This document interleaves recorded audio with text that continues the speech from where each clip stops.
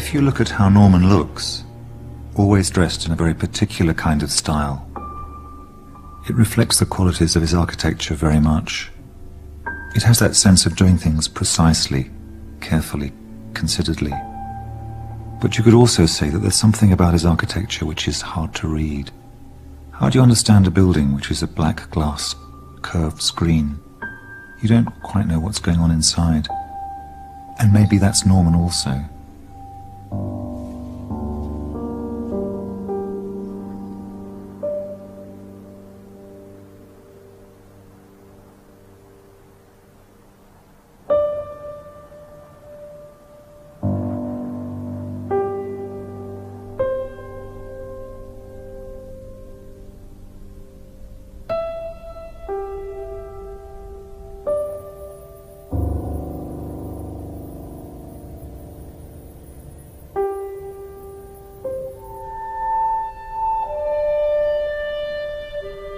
The first drawing I can remember making was of an aircraft, and it used the only knowledge of aircraft that I had firsthand, which was a model aircraft with the high wing, the ribs, and the source of power was, rubber, strands of rubber.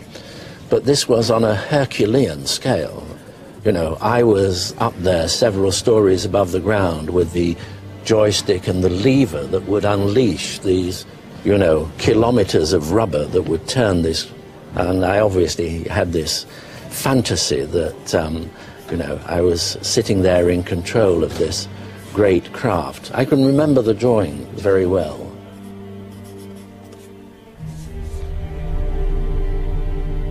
You can see all kinds of reasons why Norman, throughout his life, has been so fascinated by flight.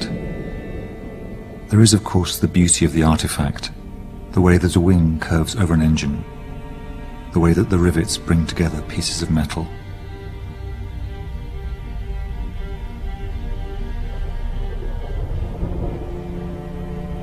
There is also the sense of being in control and command. If he'd been taught to fly when he was in the Royal Air Force, there's no question but the world would have lost an architect. He would have become a pilot.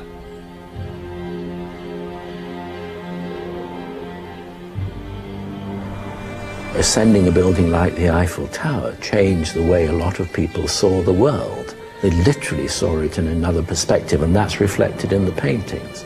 And I think as an architect, if you're privileged to be able to enjoy that dimension of flight, to be able to see how awesome nature is and the forces of nature, to be able to fly vast distances at high speeds with no engine on solar power, and to be able to literally almost sniff out the rising air from the sinking air and to remain aloft.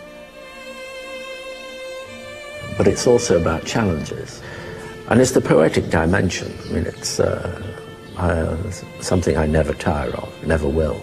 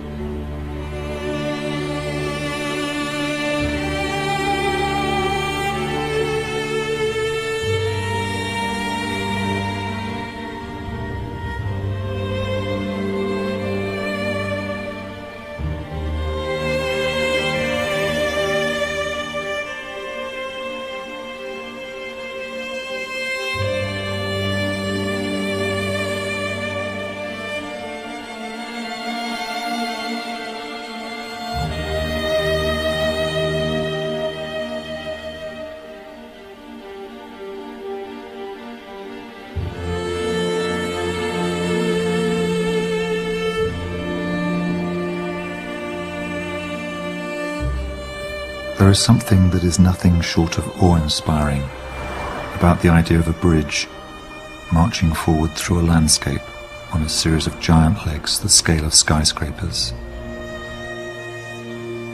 It even wiggles as you're driving across, so you can see how spectacular it looks. We'd forgotten that useful things could be this beautiful.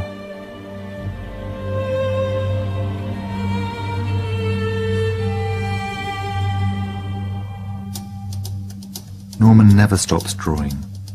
He communicates in the most effective way through a sharp pencil and a beautiful block of paper. In his cars there are fresh notepads and freshly sharpened pencils, just in case something comes to him. He's always drawing, drawing, drawing, drawing. It's the way he thinks. It's the way he argues points. You can see the buildings take shape.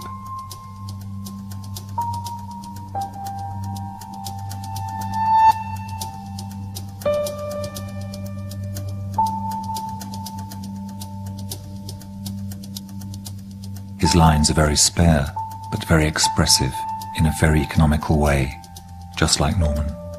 I think he's the most self-motivated person I've ever met, without a doubt. He has passions. He has a passion for architecture, he has a passion for skiing and langlaughing. He has a passion for flying, which is, I mean, amazing. That, you know, I mean, he even, I don't know now, but he had a commercial pilot's license. He wants to conquer weakness, conquer infirmity, conquer weakness in the sense that he wants to show how far one can do through willpower. I came from a sort of continental, mother's a potter and so on, middle class, upper middle class, and so Norman really made it himself. I'm full of admiration for that, but it made him very much know from the beginning that where he's going to go.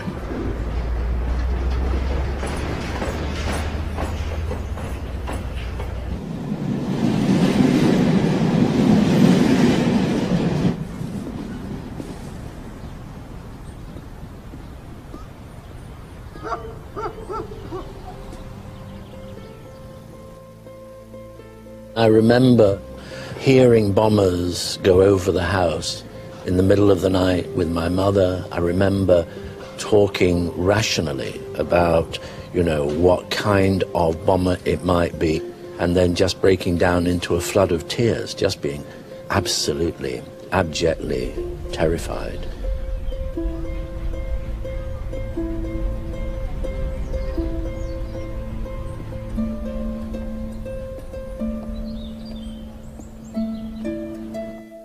Norman was an only child. He was born in the mean streets of Manchester just after the Great Depression. Robert, his father, managed a pawnbroker's shop. His mother Lily became a waitress. My voice had changed when my father died. My father was a tenor, and somehow, you know, there was some gift in passing, and I just found a new voice almost. And I was asking him about his father and what he got from his father. And Norman said, well, both from his father and his mother, just work ethic. They worked and they worked and they worked. And then he said the only thing was that he, perhaps as a result of them working so hard, he hadn't got to know them as well as he would have liked. This is a very important room, isn't it? This is where you did those drawings that got you into university. Yes, and when I was at university, I had a drawing board here, and this is where I did most of my student work. One of the things that he did for the portfolio to get to university was to draw the view from his bedroom window.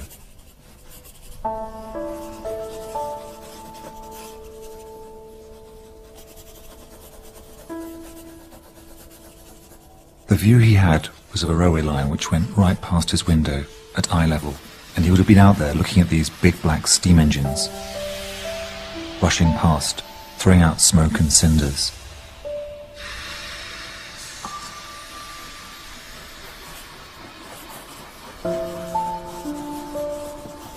Under the track there's a passageway that goes from Norman Street, which is humble and poor. You can smell the damp. But you go through this tunnel under the railway, and you find yourself suddenly in a middle-class suburb with trees on the streets and detached villas. And you realise, of course, that Norman was on the wrong side of the tracks.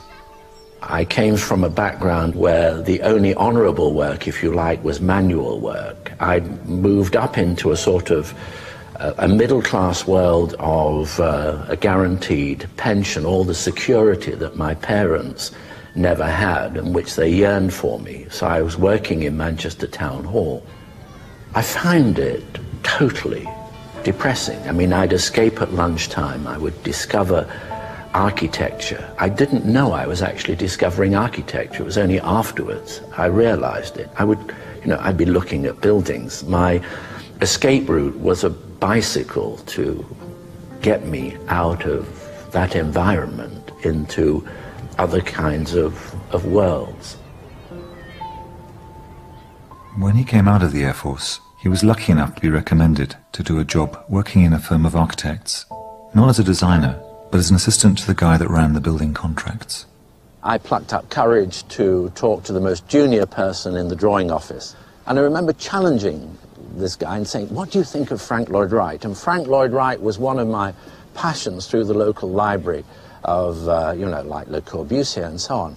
So I then started to engage individuals in conversation. How do you become an architect? What do you have to do? Well, you have to have a portfolio. How do you get a portfolio? Well, I don't know. I mean, it's drawings. So I'd be drawing out of the bedroom window. I'd be taking drawings home from Beardshaws, copying them in the evening. And then I thought I had to tell the boss. So I knocked on the door of John Beardshaw. I said, I just have to tell you I'm going to apply to be an architect. But you have to have a portfolio. So I've got a portfolio. How can you have a portfolio? So I told him, took his drawings home in the evening. So he said, you have to bring it in the next day, which I did. And he said, you're a square peg in a round hole. And he gave me an office, a T-square, a book of graphic standards, and gave me a project, a house. So that was a turning point.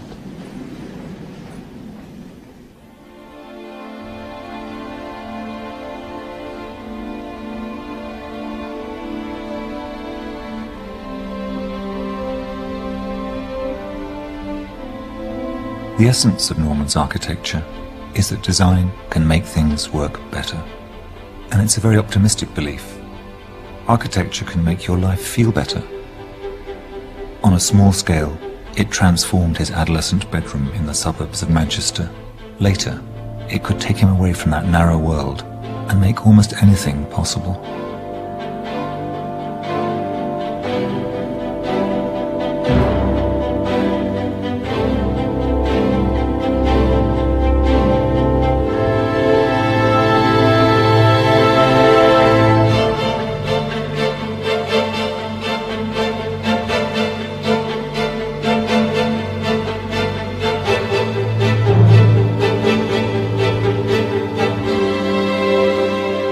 Architecture, I guess, for me is something that moves the spirit, that really works in terms of all the senses. In that sense, it's about the things that you can measure, that you can quantify, and if you like, the spiritual dimension, which is rooted in all of the senses and which you can't measure, but you know it's there, it moves you, it moves your spirits.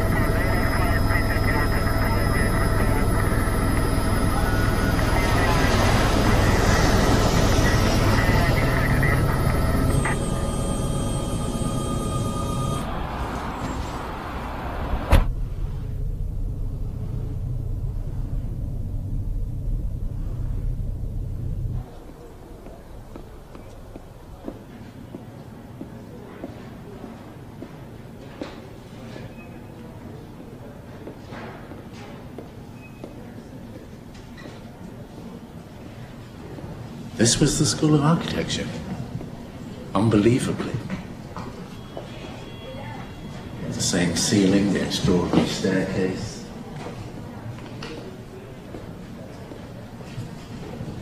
Difficult to imagine it, but very familiar. Yale in 1961 was still under the spell of modernism. Paul Rudolph, the dean, had been a student of Walter Gropius, founder of the Bauhaus, and the fire of the modern movement was still alive. Yale was full of strong teachers, but it was dominated by Rudolph. He was the man who taught Foster how to draw like an architect, and even how to look like one. Rudolph also made him cry. He used the words, "You don't care enough," to Norman, after he'd been up all night, working on a project.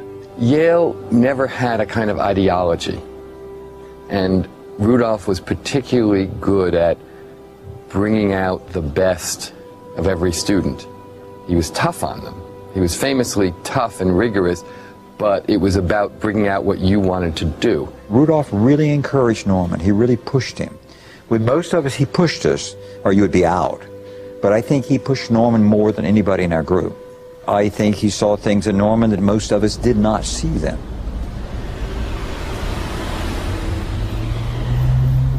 I worked on this building. I did a lot of drawing on the perspectives. So if you just took a photograph of this, I could show you an extraordinary drawing which was probably about so big, where I was drawing line after line after line. Also on the teaching staff was Serge Chemaev. He wanted to make them think about communities, about how they worked, and he was the one who was pushing Norman to thinking about how you design a whole world, a whole environment. Vincent Scully, the other great force at Yale, was a historian who was passionate about making architecture come alive for his students. Vince Scully and Rudolph were all very much about the visual, how you saw things, how you approached things, how things are unwound as you looked at them from different angles. Scully was the one who encouraged both Norman and Richard to drive across America. They went on pilgrimages to look at great architecture. As we drove into the city of Chicago in my VW Bug-in, it had one of those windows in the top. The whole crew, not Sue, but Richard and Norman, kept, and it was freezing. I mean, it was like snow everywhere, wanting the top to be open while we were driving so they could take photographs of the oil derricks and the big things all around Chicago, going into the city. It was where the idea that they would start a partnership one day was born.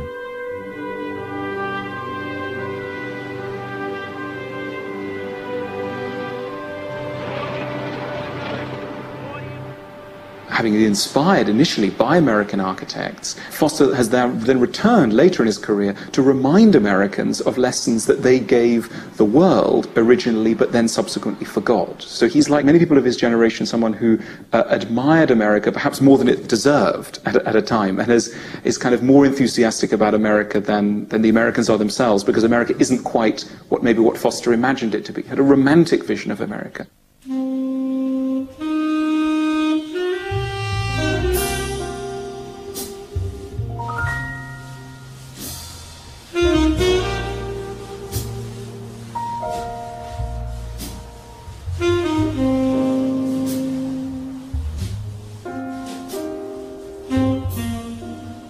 Just going back, it's Manhattan, it's New York, it's the skyline, it's the city of towers. You think of skyscrapers, it's New York.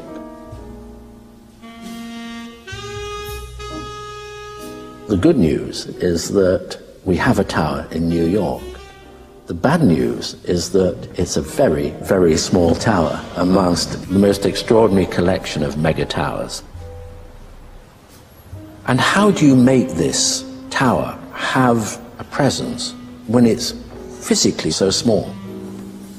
Scale, in a way, is not the same thing as size. Scale is a quantity of somewhat abstract proportions. It bears a relationship at one level to the body, but it bears a bigger relationship to the imagination. The way, if you like, the pyramids in Egypt do. They remain, whatever you do, you walk up them, you walk around them, they remain the scale they are, which is somehow bigger than what they really are. When the Hearst building was finished, I called Foster the Mozart of modernism, because I thought that that conveyed the way his work seems sort of lyrical, elegant, and effortless. And just as we know with Mozart, there was huge effort behind all that, but part of his genius was to produce this finished piece of music that didn't show the effort. It just seemed to sort of dance perfectly through the air. Well, Foster buildings tend to do that. They don't show their effort. That diagrid, the triangulation, not only produces something which is inherently stronger, and we can go back in terms of antecedents to Buckminster Fuller, Barnes Wallis, and those aircraft of the late 30s, structures in nature which are triangulated, inherently stronger, using 20% less steel. A good start in terms of the sustainability story, especially when 80% of that is recycled steel. The Hearst Tower set out to be as green as possible, but magically it also manages to come up with a new geometry that no New York skyscraper had ever tried before. The corners look as if they dissolve into thin air.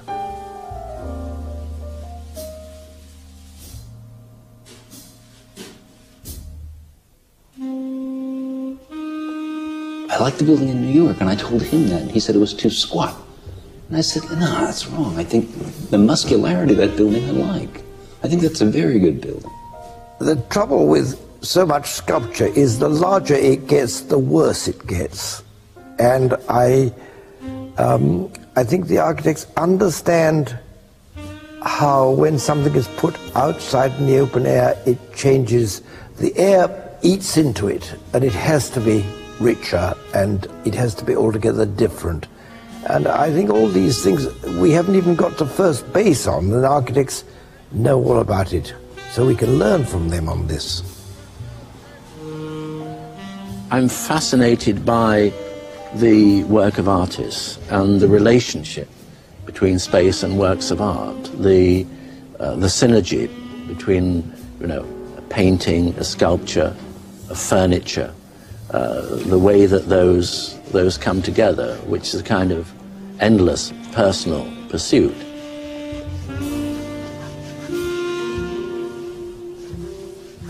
Given my love of water and stones and mud and raw materials, and also the fact that like the first human habitation, the first natural place for people to live in was caves, and Norman has chosen a Neolithic artist, to make his drawing.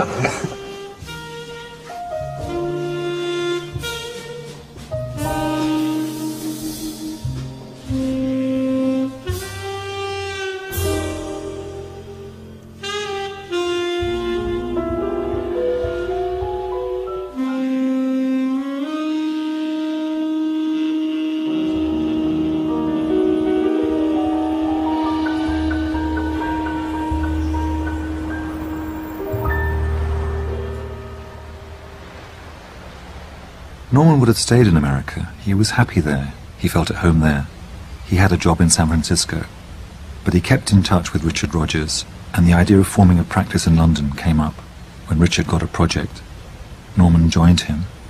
He could always go back if it didn't work. So Norman got back on the plane and flew back to Europe to discover that Team 4 wasn't exactly this big professional office. It was actually in Norman and Wendy's flat. It was in a house, in Hampstead Hill Gardens. I'll never forget it. And they used to have to reorganize the flat every morning to turn it from a flat into an office. And of course, if they were having a client to see them, they had to do all sorts of things, I remember they had this enormous great white wooden box that covered the bed. And they used to put models on the box, so it looked like a sort of display unit. It really was a scream. Team 4 was where Foster met his first wife, Wendy. They worked with Richard Rogers and his first wife, Sue, and also Georgie Walton, Wendy's sister. It was a short-lived partnership that lasted only 3 years. Their first big job was the Reliance Controls factory just outside Swindon, which was the first British high-tech building. And Reliance Controls was the first really successful building in terms of it won the Financial Times Award, and we thought, we've made it.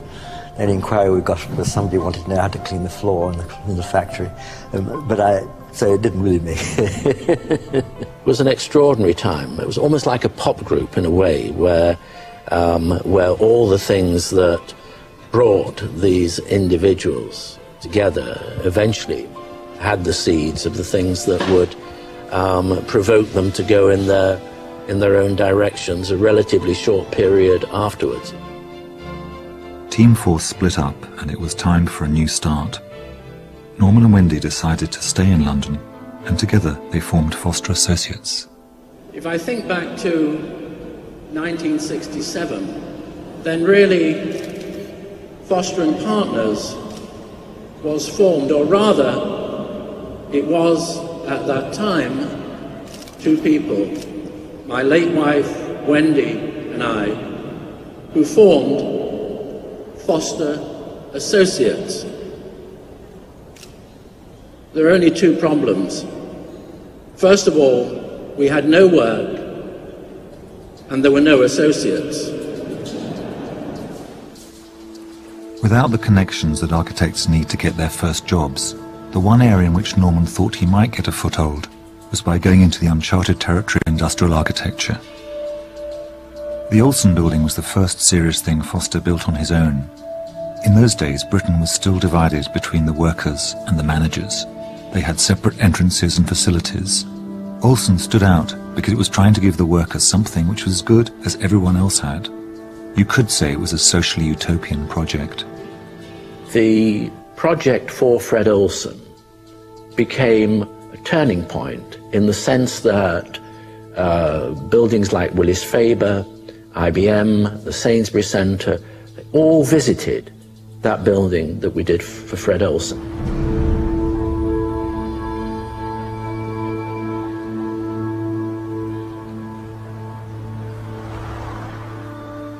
The Willis Faber office building in Ipswich looked a lot like a giant black glass grand piano. Foster took a radical approach to everything about it: how it looked, how it worked, the techniques used to build it, the comforts it offered its users, its reduced energy use. How do you give glamour to an office building? And in Willis Faber we sought to create a lifestyle. So it had a swimming pool in a town which at that time didn't have a public swimming pool. It had an atrium, it had plants, and part of that was the colour and the shiny ceiling, which was a response in a way from some lessons that I learned on the Olsen building. I remember the first time walking up the stairway and seeing this green ceiling and thinking, my God, what happened? I thought it was a white ceiling. And of course, it was a white ceiling, but it was just sucking the colours. So this ceiling was a very subtle, I mean, extraordinary.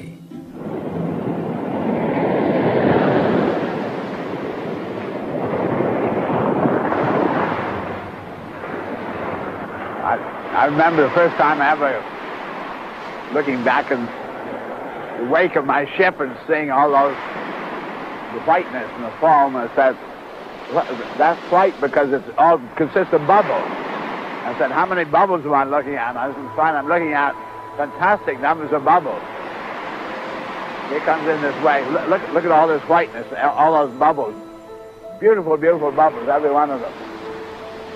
I said, now, I've been taught in school, in order to be able to design, because a bubble is a sphere, you have to use pi.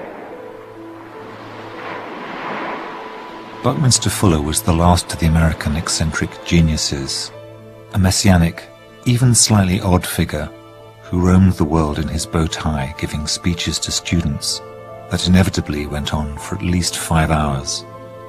Foster jumped at the chance to work with Fuller, and the two began a conversation that never stopped until the day that Fuller died.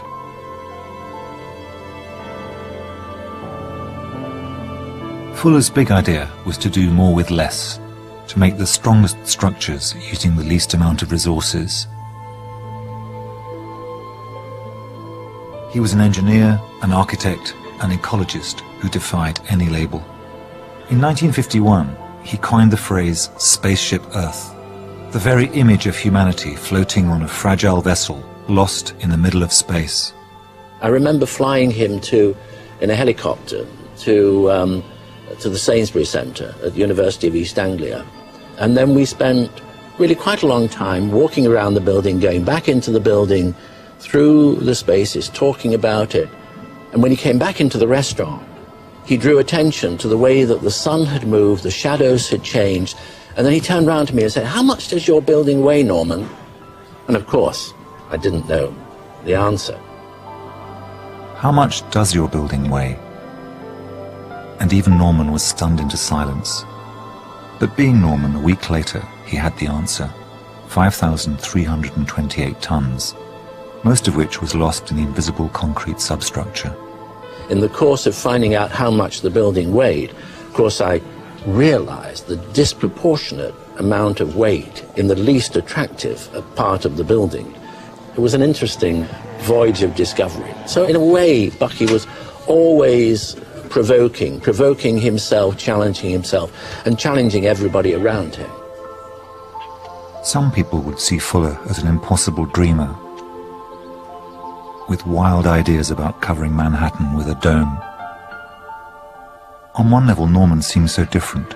He's an architect who seems to be the personification of the organized and the ordered. And yet it's clear that Fuller made a real mark on Norman.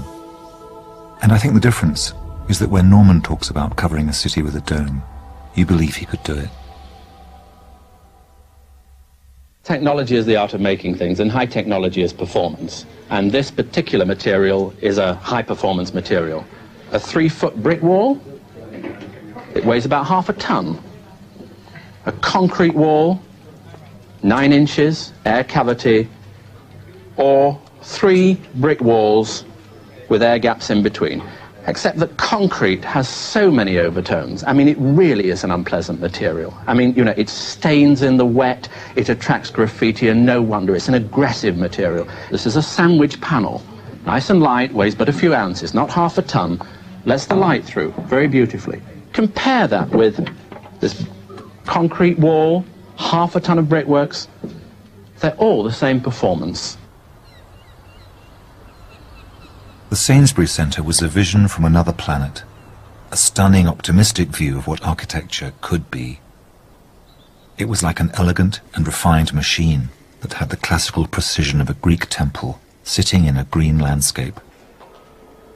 It was built to house the art collection of Robert and Lisa Sainsbury, 2 remarkable patrons who helped make Foster's career possible. The really good buildings come out of a strong dialogue between the architect and the client. And the more pressure the client puts on the architect in a creative way, I think the better the product.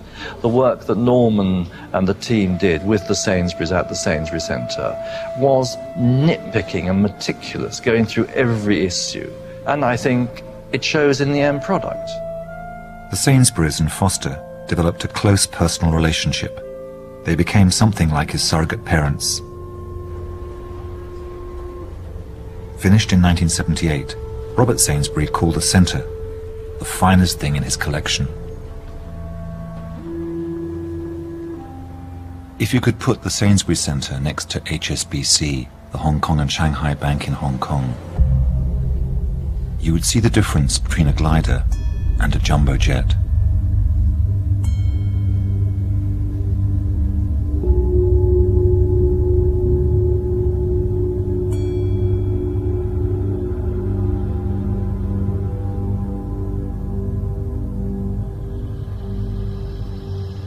They're both about forms of flight, about new ways of dealing with materials.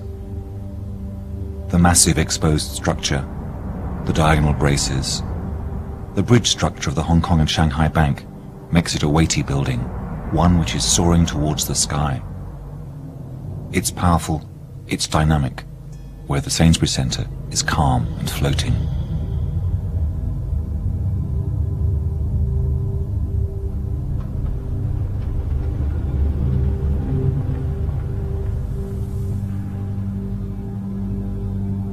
It was the first time that anybody outside America made a skyscraper that looked like it wasn't just a copy of an American original.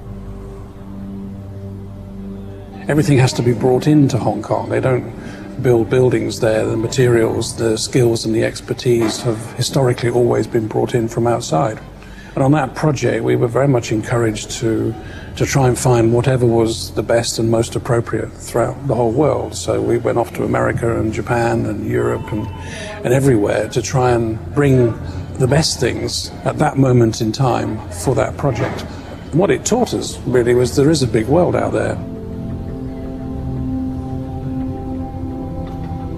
Norman went back to first principles, deconstructed the skyscraper, and made his own rules. He put the structure on the outside, a move that created some remarkable spaces. It was beautifully built, and it was a landmark that became internationally recognized, a symbol for the bank and its commitment to Hong Kong before the handover to China.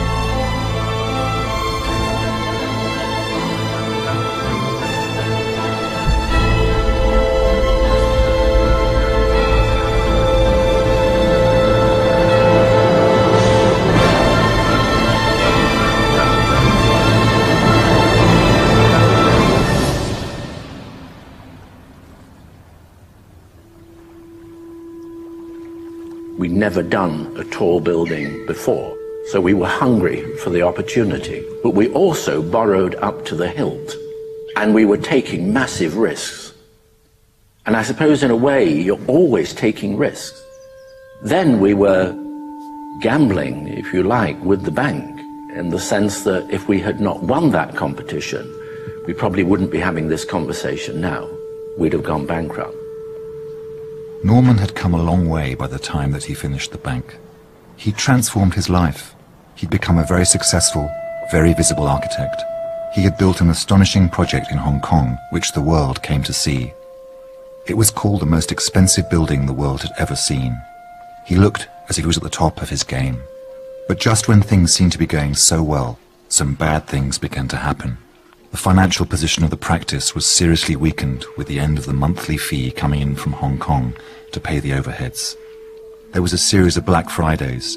He had to let people go, and he began to worry even about being able to survive. At about the same time, Wendy, who'd been so important to make the practice work, became sick. She had cancer. She died. It was a terrible time. What can seem absolutely tragic and devastating at the time, it still obviously has a tragic dimension if many years later you look back on it. But on the other hand, life has moved on. We've all moved on. And you have a better measure of satisfaction, of friendship, of love, of whatever.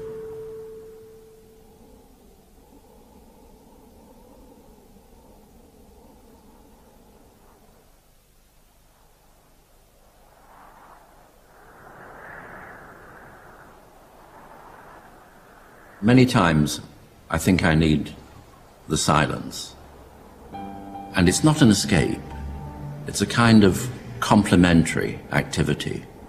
At times, it's so completely absorbing, but there are other times when you're cross-country skiing, when you're cycling, you can reflect, and often I find solutions to designs. There are many dimensions to those pursuits. Obviously they're about pleasure, but they're so inextricably linked with what I do as a designer.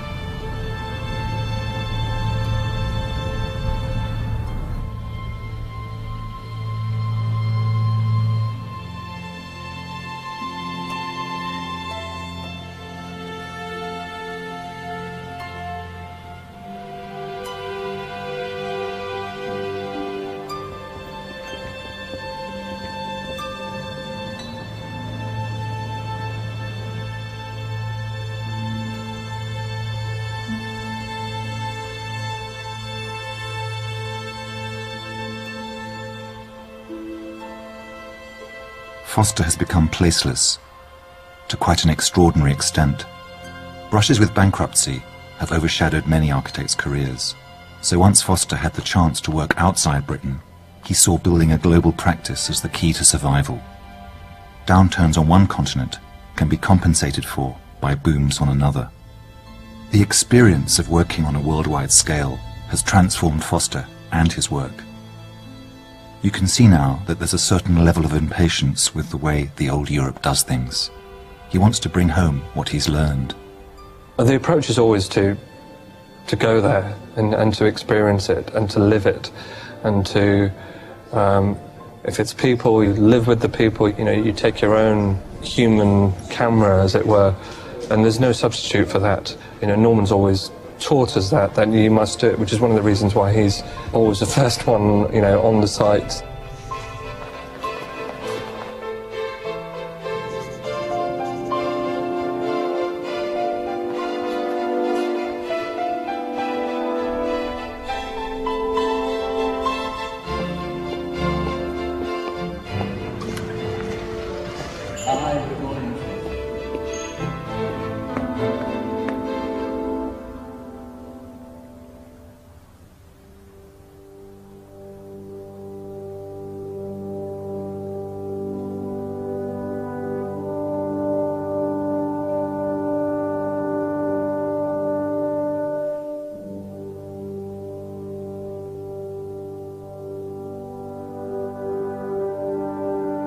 It's not a building, and it's not the physicality of a studio.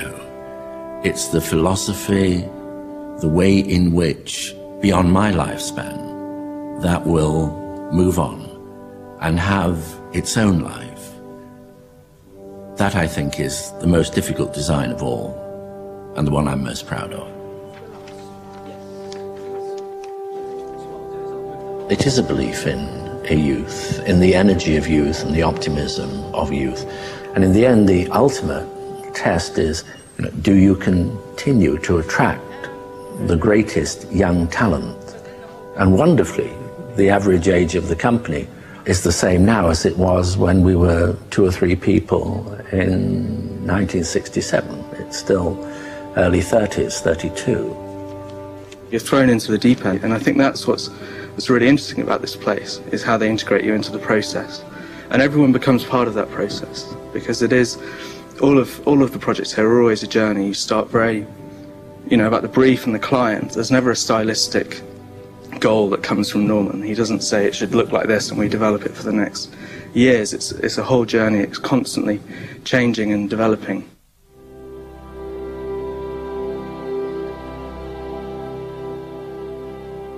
As a team, we've reinvented the genre, we've reinvented the airport, we've reinvented the nature of a high-rise building, reinvented the relationship of the old and new in terms of, you know, how you create a new life cycle for a historic building, keeping the best of its identity from the past.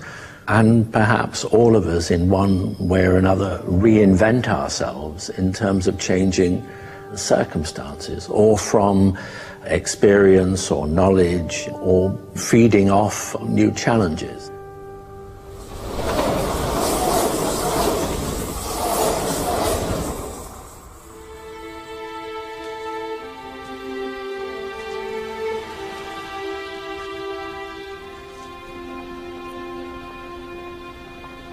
Architecture is also about power. It creates the landmarks that cultures of very different kinds have used throughout history to express who and what they are.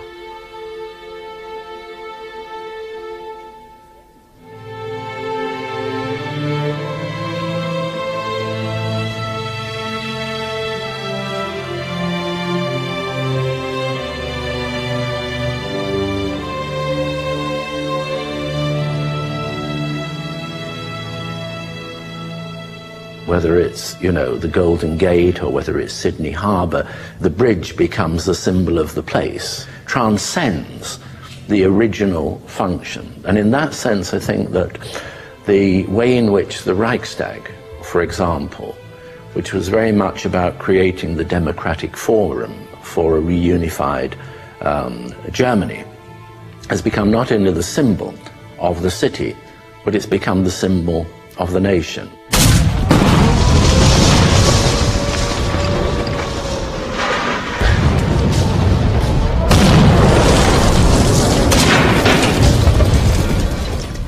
The capture of the Reichstag at the end of World War II was the defining image of Hitler's defeat.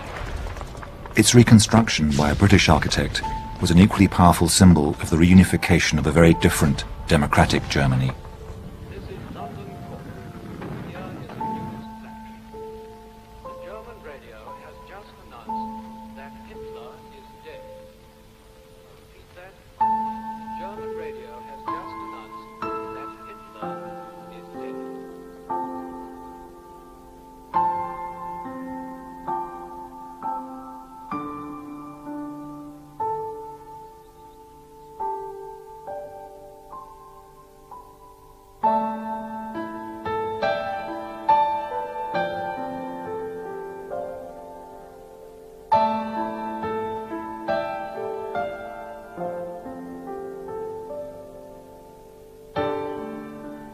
Foster's original proposal for the Reichstag was a much larger structure.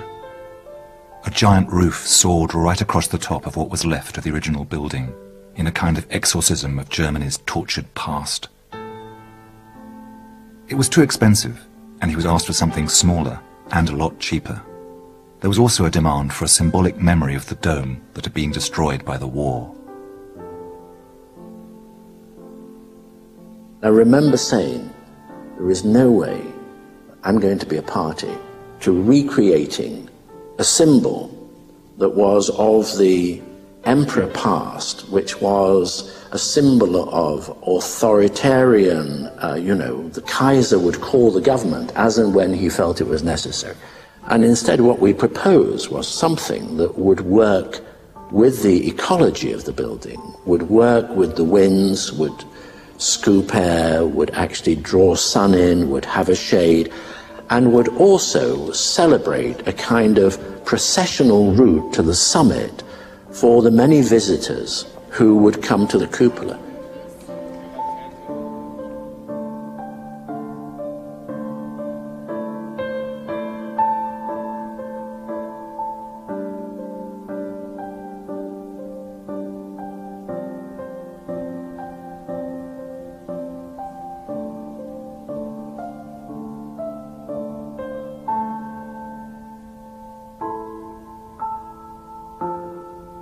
The question for Foster is, do you restore the damage? Do you take what's left of the old building and make it look new again? Or do you show what's happened to that building? Do you show its history? Do you keep the Russian soldiers' sometimes obscene messages written on the stone? In Foster's view, of course you do. This is part of German history. You can't just wipe these things out.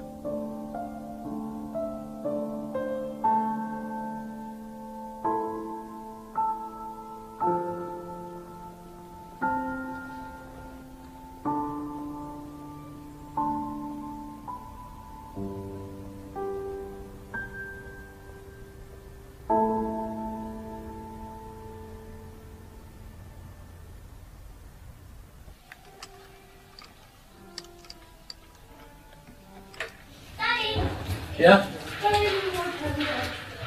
Yeah, but we need, is this really hot water? Is it actually very, very hot? Does this go so hot? Let's see. Because I let it like 3 minutes Really? going. You think it's pretty hot? Yeah, because I let it 3 minutes going Right. to take the glass, Okay, can you put it into here? the water, Yeah. all. Mm.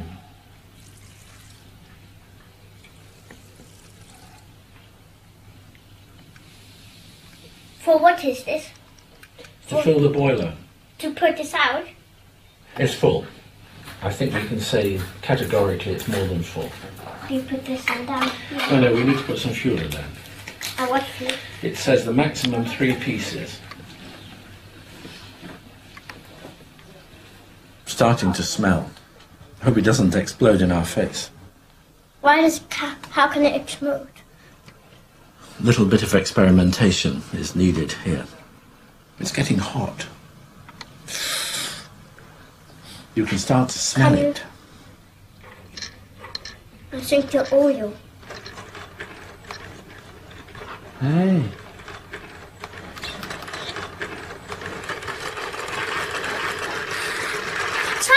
Hey.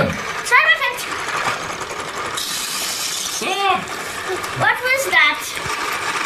Okay, let's go. Yay! Mommy! Let it build up some steam. Because if we do the Can whistle, you take it? It's fantastic. Look at that.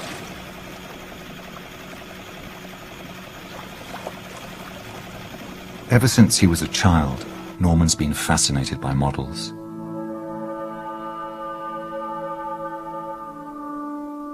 He makes them, he collects them. In his house, he has shelf after shelf of exquisitely crafted model aircraft and cars. And even as architecture becomes a more and more digital design process, models are a key part of his practice.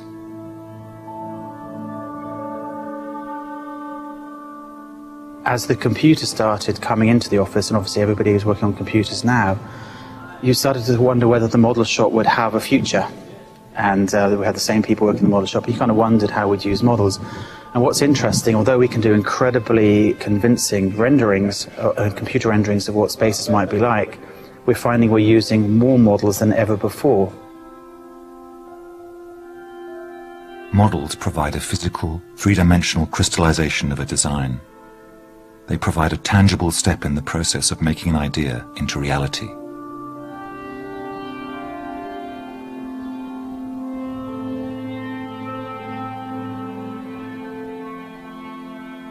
For Norman, it's not simply about seeing how a building will look. It's a means of understanding what a full architectural experience will be. I believe that the infrastructure of spaces, connections, the public domain, the kind of urban glue that binds the buildings together is more important than any one building.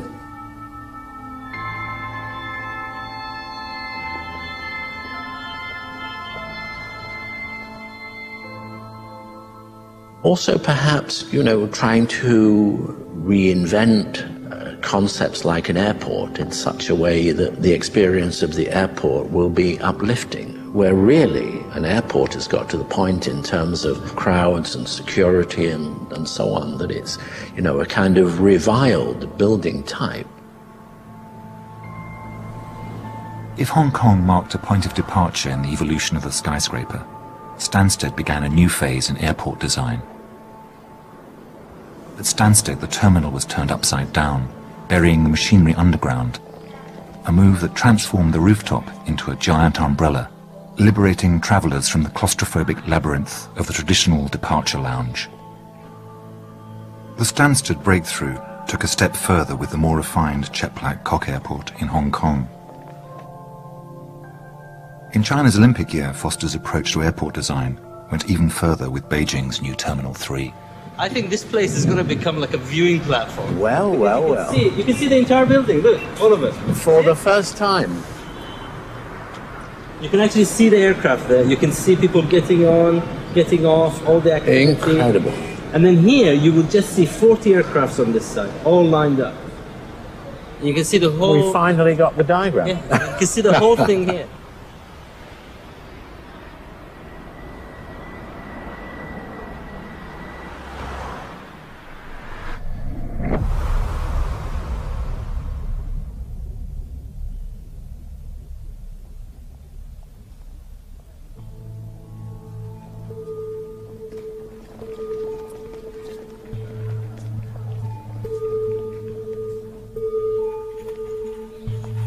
The airport is the modern city gate, a symbolic national front door reflecting the aspirations of a culture.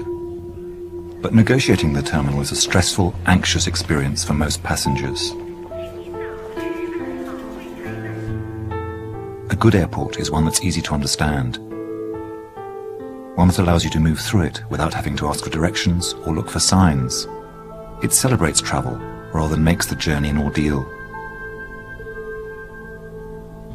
If you can see an aircraft, the runway, and the sky beyond, you have a natural orientation. 这是一个我认为最棒的机场。那个我们在这个机场里面充满着阳光，只要稍微一般的情况天气正常的话，这里面基本上我经常看上面完全不点灯，但整个机场就充满了一个很柔和的一种光里面。这个是一个非常作为一个艺术家，我是很感动的。我很期待我们能够生活在一个可以控制的，但它好像在室外一样的那一种感情。China wanted a building that would make a strong statement about their country's new place in the world.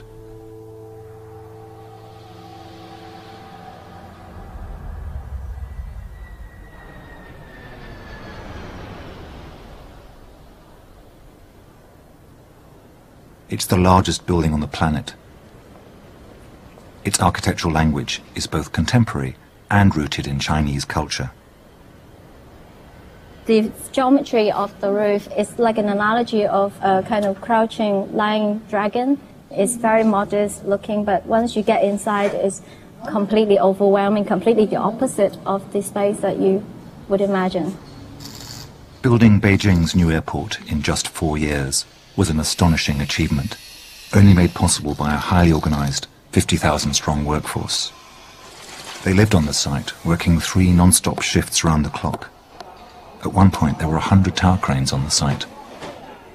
I remember doing the competitions for the Terminal 5 at Heathrow, and we didn't win. A year and a half later, we did the competition for Cheplack Kok in Hong Kong. We won that competition. I went out, we built the buildings. The building operated for 7 years before Terminal 5 at Heathrow opened. So that's how long things take in UK. We now have a tremendous amount to learn from the best of those emerging economies and the way in which they are thinking big, thinking strategically, taking bold initiatives. The examples are, in a way, almost so obvious. You just wonder why it takes so long for the penny to drop. Realizing huge, complex projects under the most difficult circumstances is an achievement that has not come without a cost. When Norman started, an office of 25 people was considered big. Before the credit crunch, Foster and Partners reached 1,400. His critics say that being big might make for more good buildings, but not so many brilliant ones. For Foster, a big office is a tool. It gives him the resources to play a part in the key issue facing an architect today, shaping the future of the city. For the first time in history, the planet has become majority urban, and the challenge for an ambitious architect is to go on being relevant in the face of such massive change. Working at the scale of the individual building doesn't seem enough to make a difference. Man, for thousands of years, has actually lived in harmony with nature. It is just the last 100 years, or maybe 150 years, where you have this incredible urbanization taking place. The farmer was very happy if he would be working on his field, he would produce the food and feed his family, a very sustainable cycle. If all farmers suddenly move into the city, then you have a problem. And why? Why is that happening? Because this guy will earn probably 3 times as much by selling peanuts at a traffic light than he will by working in the fields in a sort of remote district. And that's why the landscape of many of the cities that we've been studying together shows so much of this informal street vendors, people who have to sort of adapt and respond. And the problem is how you feed all these people, and how do you feed them with energy, with food, with all the stuff they need, gas, electricity, the way they move around in their cars in a sustainable way. We all have dreams, and they come from television programs, and we've got, oh, you know, nice people, pool, happy children, lawn, driveway. If this is what you want, this is what you're going to get. In the West, the Industrial Revolution took 200 years. In China, this change will take place in just a few decades. So architects must not only plan cities to address the way mankind is making the planet uninhabitable, they need to do it quickly.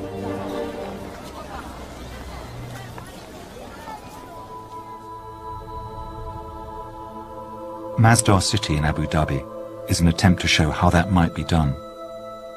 In the 50-degree desert heat, it's a hugely ambitious plan for a carbon-neutral city of 100,000 people. It is actually the idea of creating a Silicon Valley of clean tech. And as in Silicon Valley, the seat is a university where you get the new knowledge, the new research, and then companies settle around and benefit from the research. Masdar will combine homes with jobs. It will generate its own power and treat its own waste. The materials and methods used in construction aim to maximize recycling and minimize carbon footprints. At first glance, the project seems like something from a science fiction comic Norman read as a boy. But much of it is based on some very traditional ideas that were abandoned or forgotten with the advent of cheap fossil fuels.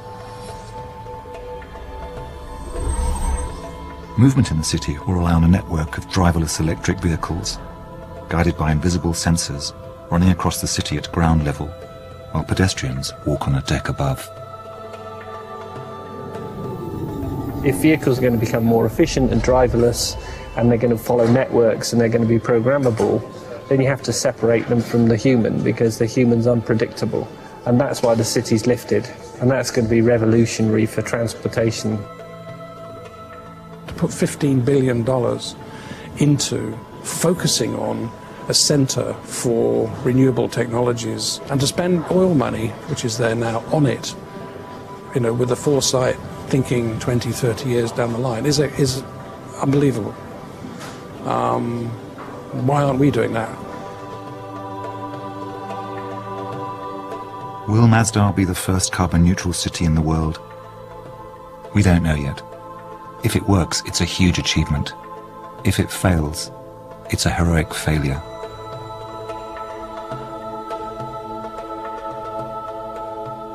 If we achieve a zero waste, zero carbon, then that will be a kind of miracle.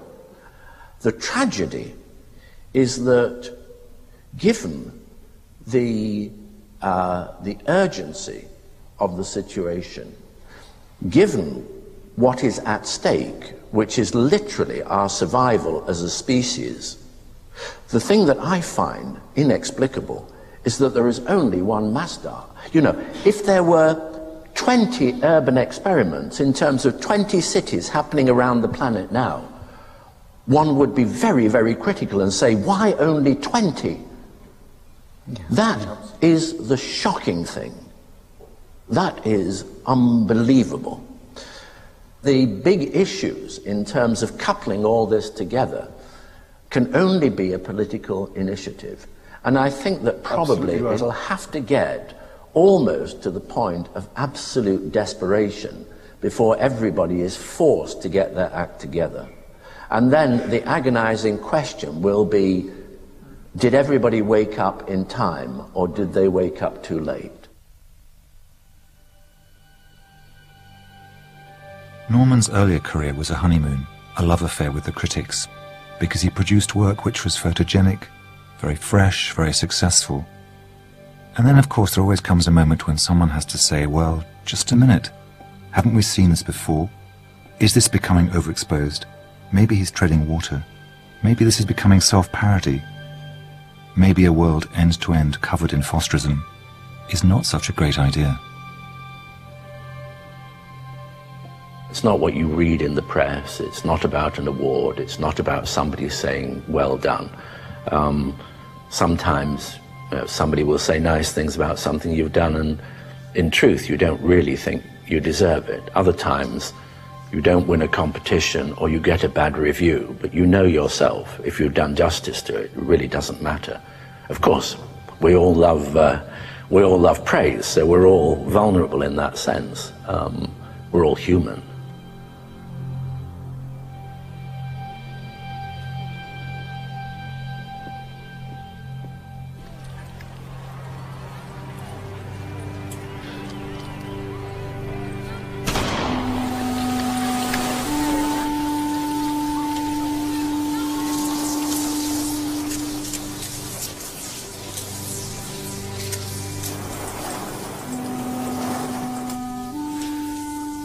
What on earth is a man in his 70s doing pushing himself to the extremes of the cross-country marathon? It's painful to do it. Once he was wearing the wrong kind of gloves and he got frostbite. It took him 6 months to recover, but he did it again the year after, and the year after that. It hurts. It's also a very isolated thing to do. Yes, you're surrounded by all the other people in the marathon, but you're alone in the physical determination. You have to finish.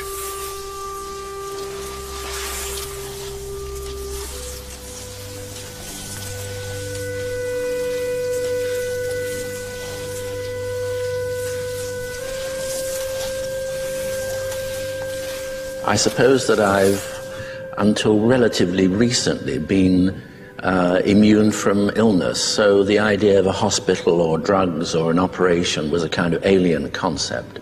10 years ago I was diagnosed with cancer. That was pretty horrific. That was probably the worst moment of my life, one of the worst. I remember struggling through the idea, struggling through the 48 hours before I was kind of rushed to hospital. I remember being told at the time that I was fortunate because it could have been a heart attack. Little was I to know that 2 years later I'd have a heart attack. And the thing perhaps that really was important to me was the idea that at the end of that 6 months I would still be able to train for the cross-country ski marathon.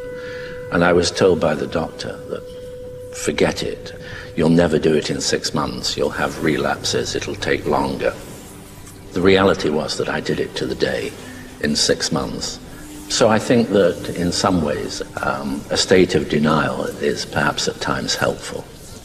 Having survived the operation, the chemotherapy, I remember the marathon afterwards, and then shortly after that I had a check, and I remember coming back in a car from the airport and wondering why the doctor hadn't called to give me the results of the check. So I called the doctor, we stopped the car, I got out, and he said, I've got bad news for you. And I remember saying, you know, what does that mean? Tell me the truth. And he said, you've got maximum 3 months to live. That, I think, was the worst moment ever. Like so many other challenges, Norman came through that health crisis. The constant thing about Norman is that he will not stop. He will not let himself get beaten down by things. He will always pick himself up. He will always start again. And there is always another turn in the Foster story.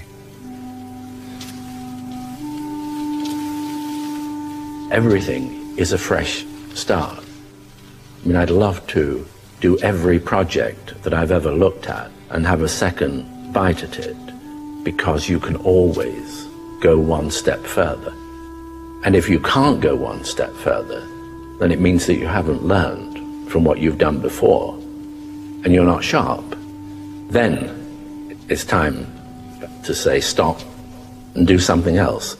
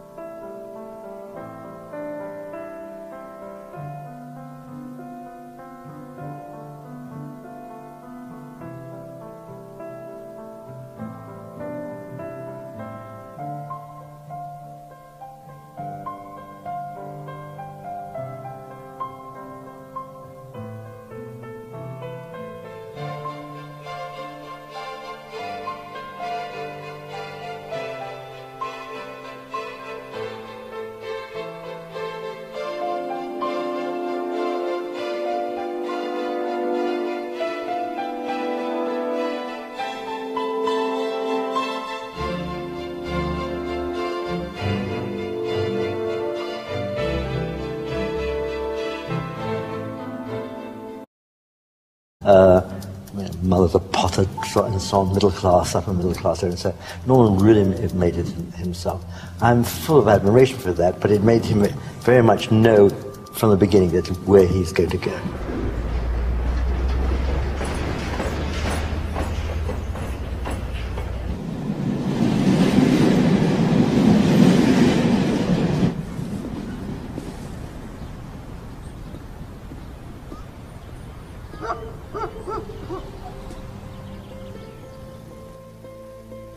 I remember hearing bombers go over the house in the middle of the night with my mother. I remember talking rationally about, you know, what kind of bomber it might be, and then just breaking down into a flood of tears, just being absolutely, abjectly terrified.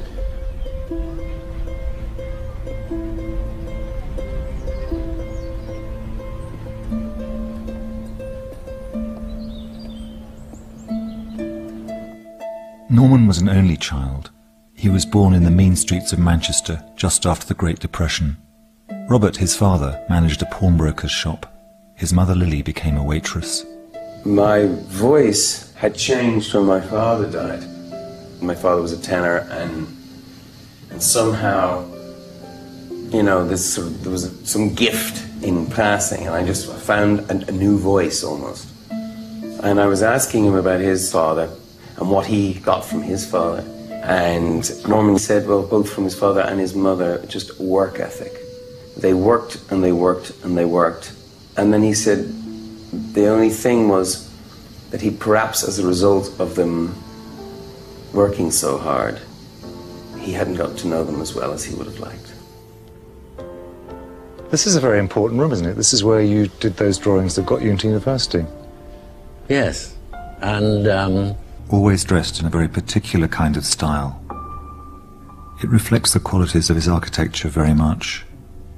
It has that sense of doing things precisely, carefully, consideredly. But you could also say that there's something about his architecture which is hard to read. How do you understand a building which is a black glass, curved screen? You don't quite know what's going on inside. And maybe that's Norman also.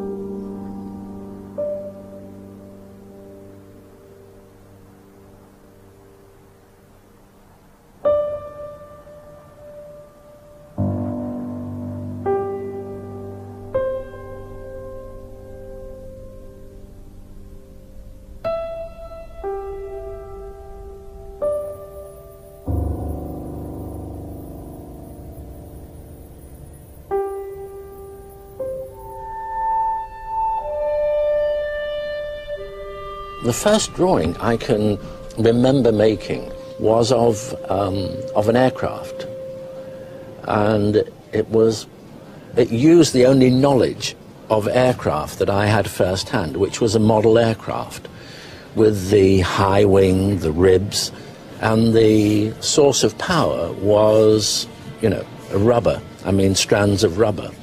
But this was on a Herculean scale. You know, I was up there several stories above the ground with the joystick and the lever that would unleash these, you know, kilometers of rubber that would turn this. And I obviously had this fantasy that, you know, I was sitting there in control of this great craft. I can remember the drawing very well.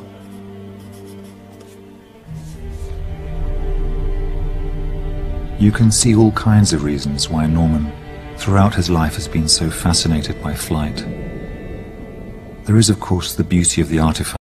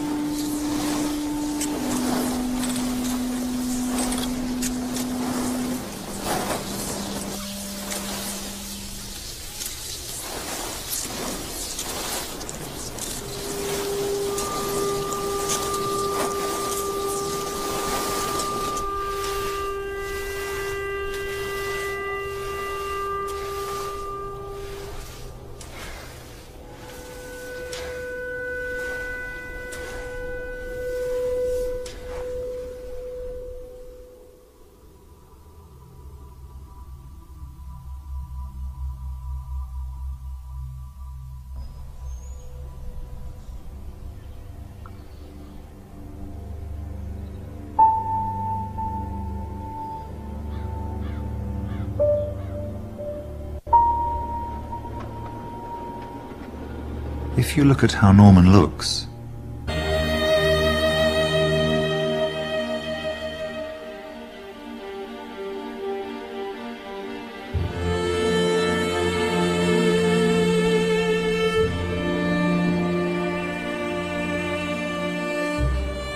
there is something that is nothing short of awe-inspiring about the idea of a bridge marching forward through a landscape on a series of giant legs the scale of skyscrapers.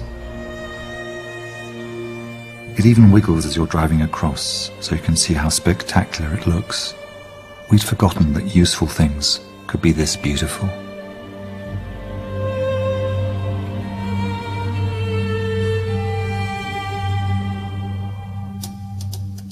Norman never stops drawing. He communicates in the most effective way through a sharp pencil and a beautiful block of paper. In his cars there are fresh notepads and freshly sharpened pencils, just in case something comes to him. He's always drawing, drawing, drawing, drawing. It's the way he thinks. It's the way he argues points. You can see the buildings take shape.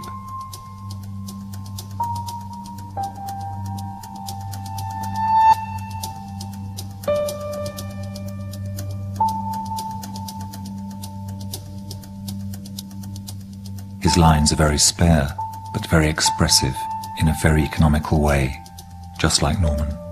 I think he's the most self-motivated person I've ever met, without a doubt. He has passions. He has a passion for architecture, he has a passion for skiing and langlaufen. He has a passion for flying, which is, I mean, amazing. That, you know, I mean, he even, I don't know now, but he had a commercial pilot's license. He wants to conquer weakness, conquer infirmity, conquer weakness in the sense that he wants to show how far one can do through willpower. I came from a sort of continental act. The way that a wing curves over an engine, the way that the rivets bring together pieces of metal.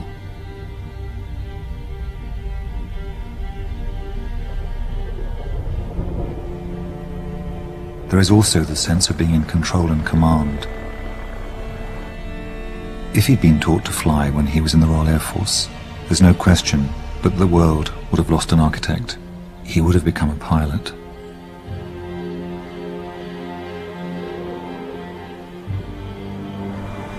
Ascending a building like the Eiffel Tower changed the way a lot of people saw the world. They literally saw it in another perspective, and that's reflected in the paintings.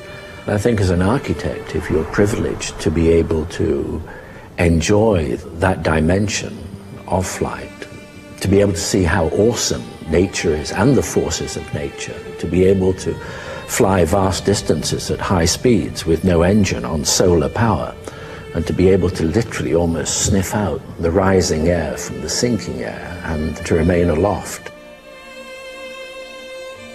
But it's also about challenges. And it's the poetic dimension. I mean, it's something I never tire of, never will.